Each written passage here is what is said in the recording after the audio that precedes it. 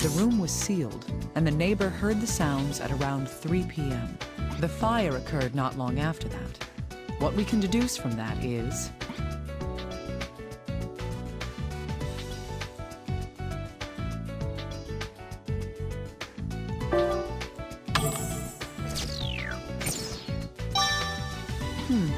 That's right. At least, that's all we can determine using our current information. The deceased was alone at the time, so there's a good chance he made the noise. Still, we need more information to see if there was anyone else in the room when it happened.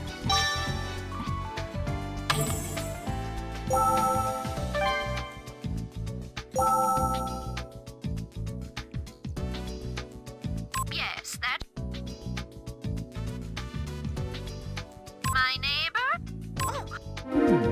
So an electrician had come to the deceased's room that day at around noon.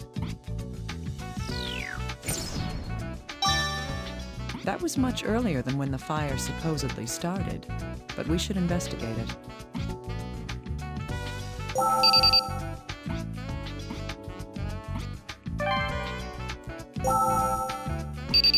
Ah, little guy. Perfect timing. It seems an electrician entered the deceased's room around noon on the day of the incident. If he's talked to your people, can you ask them for the recordings of the interview? All right, I'll contact them immediately. Please do. How's the analysis going? Well, regarding the fracture on the corpse's finger, the right index finger was fractured by an external force. It's rather odd. There are no signs of healing in the fractured area. No traces of healing. That would mean...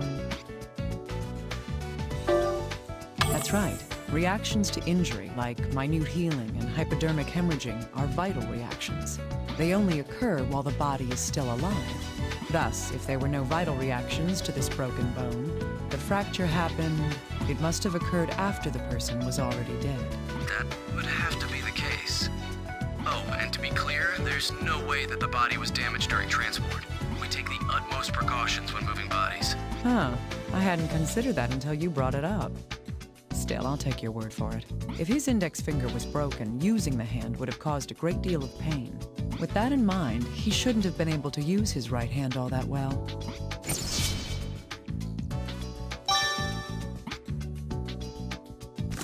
There was a wound in the left wrist and a fractured finger on the right hand. This seems odd because...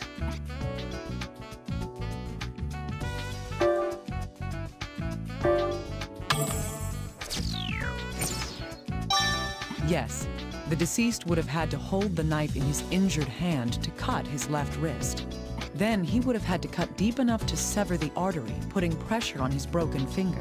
Even if he was right-handed, this situation just doesn't add up.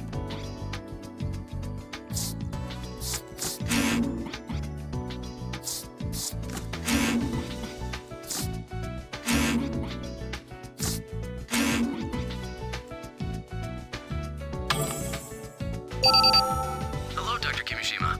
Got the small talk. What do you want? So cold. HQ's questioned the electrician that the neighbor mentioned. I've sent you the recordings. It seems HQ already knew who he was, so there wasn't a problem. Now we'll find out why that electrician went to the deceased's room.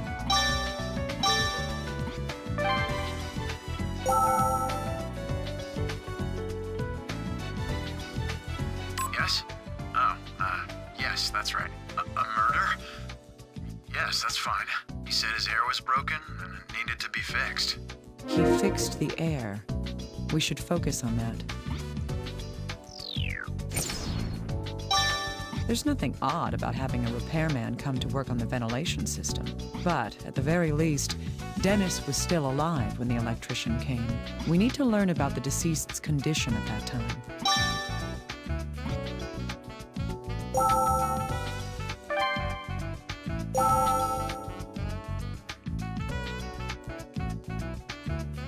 That was around noon, I think? I got the call earlier that day. Yes, he said he needed it fixed that day, so I went straight there when I finished the job I was doing. Yes. Yeah, it was really quick. All I had to do was swap out a cable. Right. I think I was only there for about an hour. Yes, I fixed his heater. A customer? Well, the way he looked, I wouldn't be surprised if he committed suicide. It wouldn't be surprising if the deceased committed suicide. Sounds like an important detail.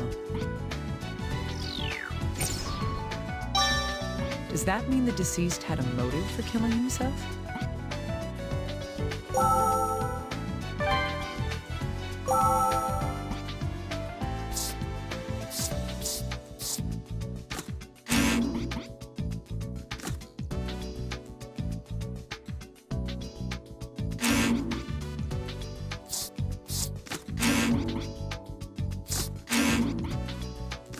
Indeed. Both of these facts relate to the deceased. The last time the deceased was seen alive was...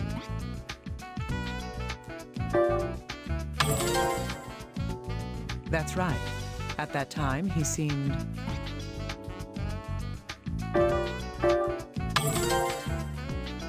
Yes. This comes from the electrician's testimony. The last time we believe the deceased could have been alive is...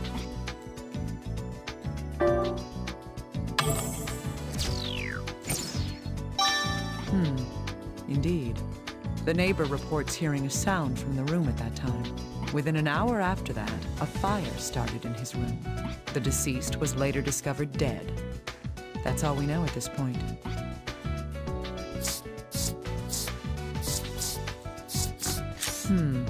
Yes, these pieces of information do go together. On the day of the incident, the electrician had been asked to repair the deceased's air. The electrician went to the deceased's room at noon and left after finishing his work. Both the deceased's neighbor and the electrician himself agree on this.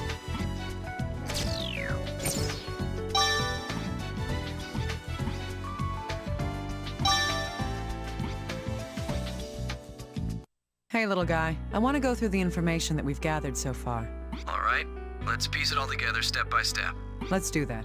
The deceased, Dennis Taylor, was found dead in his apartment. Let's see. His body was discovered because... Yes, but by the time firefighters arrived on the scene, the fire had already gone out. His corpse was found on the bed. That's right. The FBI and police initially ruled this case as a suicide. The reason for that was... That's correct. The other reason was...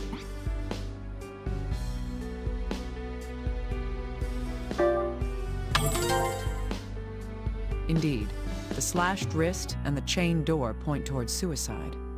It would seem he was so desperate for death that he would both slit his wrist and set his room on fire. That isn't a surprising conclusion. The knife blade does match the shape of the wound in the wrist. The blood on the blade matches his DNA. Lastly, the deceased's fingerprints were found on the handle of the knife. Those are all true, but there was something odd about that wound on his wrist. First,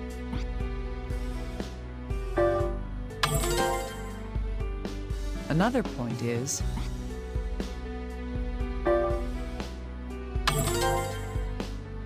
his finger was fractured. Would he have been able to use a knife with a wounded hand? It's very unlikely. But that's not the only thing that raises doubt. If he did die of the knife wound, he would have bled to death. However, investigating the corpse points to a different cause of death. That is...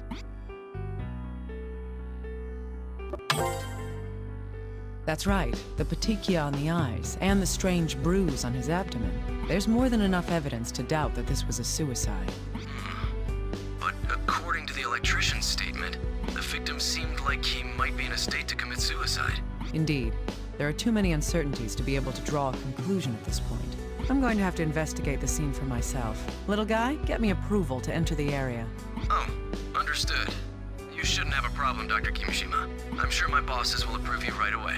Yes, but I don't intend to waste any time. I'm going there right now. You deal with the rest on your end.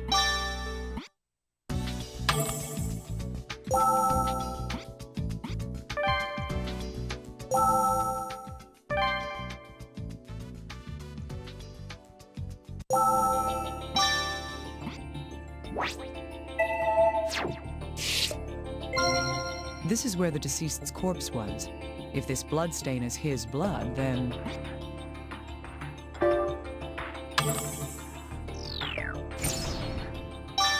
Yes, the injury was on his left wrist. From the position of the bloodstain, it would appear he was lying face up on the bed. There was only the one bloodstain, so he didn't move around much after his wrist was slit. If this truly is a suicide, that would mean that he bled to death here. However, the amount of hemorrhaging here seems to be too small for a man to completely bleed out.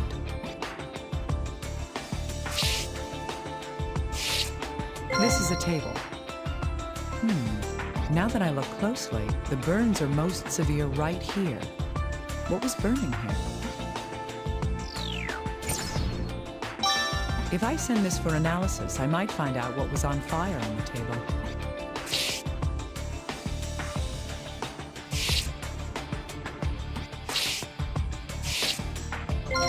It's the ceiling fan. There's a speed selector and a timer. One of the blades seems to be broken, though.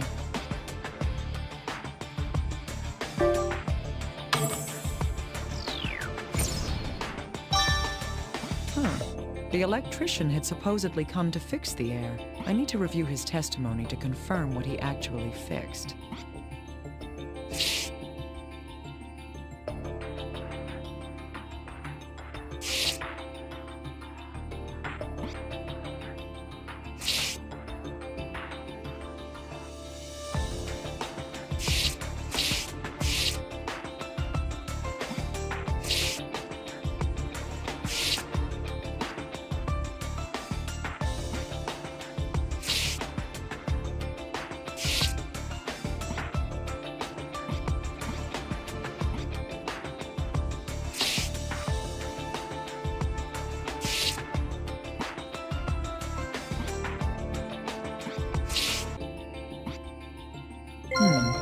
Who's this in the picture? The deceased's friend? I see. I was so caught up in the case that I didn't check the man's background. Hello, little guy. Can you hear me? Oh, yes, I hear you. Did you need something, Dr. Kimishima? Yes. Can you do me a favor and look into the deceased's friends? I'm going to send you a picture right now. Try getting a hold on whoever that is. All right. Is there anything in particular you'd like us to find out? Let's see. First, about the deceased himself. It'd be great to find out more about the day of the incident. All right. I'll make preparations to have them question. I'll send you the recordings of their answers, so please check the recorder. Good. I'm glad you can get on this so quickly. I'll be counting on you.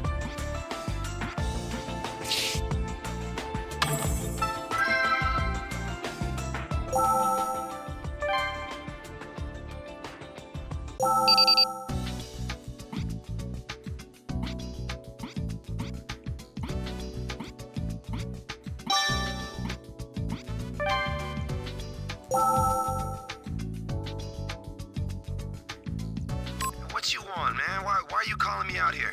Huh? You want to talk about Dennis? You're better off asking his girlfriend. Her name's, Stella. Yeah, she's at the club down on Roulette Street. Yeah, she can probably tell you more about Dennis than I can. That guy, huh? No, nothing. He's a friend of mine, you know? I don't hate him. We'd been drinking together the night before he died, after all.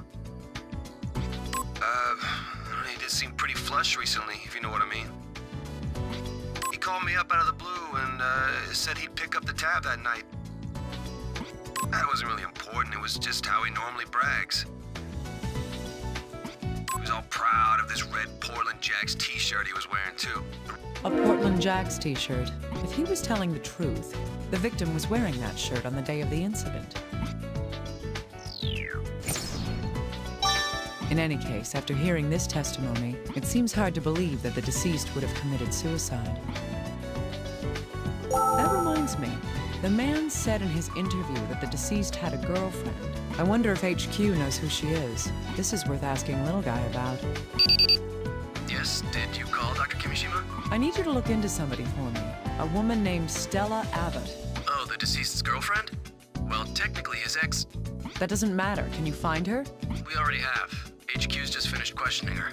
Oh, Should I send you the recording? Please.